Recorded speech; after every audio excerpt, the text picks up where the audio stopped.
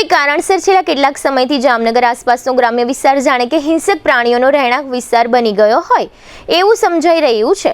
થોડા દિવસ અગાઉ જામનગર તાલુકાના નવા મોખાણા નજીકથી એક દીપડો ઝડપાઈ ગયા બાદ હવે એવી વિગતો બહાર આવી છે કે જામનગર નજીકના હળમતિયા ગામના વાડી વિસ્તારમાં સિંહ અથવા સિંહણ જોવા મળ્યા હોવાના વિઝ્યુઅલ પણ વાયરલ થયા છે। જો કે અંગે સિંહ છે કે સિંહણે સંબંધિત વન વિભાગ દ્વારા કોઈ સ્પષ્ટતા કરવામાં આવી નથી અને સાથે જ આ વન્ય પ્રાણીના ફૂટપ્રિન્ટ હજુ સુધી મળ્યા નથી। આમ છતાં બાબત જાહેર થતા હળમતિયા પંથકના સ્થાનિકોમાં ફફડાટ ફેલાઈ ગયો છે। સીમ વિસ્તારમાં ઘણી બધી વાડીઓ અને ખેતરો આવેલા હોય સિંહના આટાફેરાના આ પ્રકારના વાવરથી ખેડૂત પરિવારોમાં પણ ભયનો માહોલ જોવા મળી રહ્યો છે।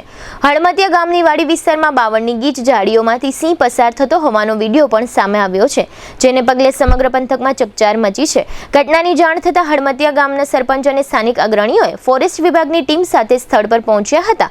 વન વિભાગ દ્વારા સિંહની હાજરીના પુરાવા અને સગવડ મેળવવા માટે શોધખોળ હાથ ધરવામાં આવી છે। સિંહ ક્યાં વિસ્તારમાં ગયો અને હાલમાં તેની ચોક્કસ હાજરી ક્યાં છે તે જાણવા માટે ફોરેસ્ટ વિભાગની ટીમ દ્વારા તપાસ અને ટ્રેકિંગની કામગીરી કરવામાં આવી રહી છે। સિંહની હાજરીને પગલે ખેડૂતો અને વાડી વિસ્તારમાં રહેતા લોકોમાં ચિંતા વધી છે।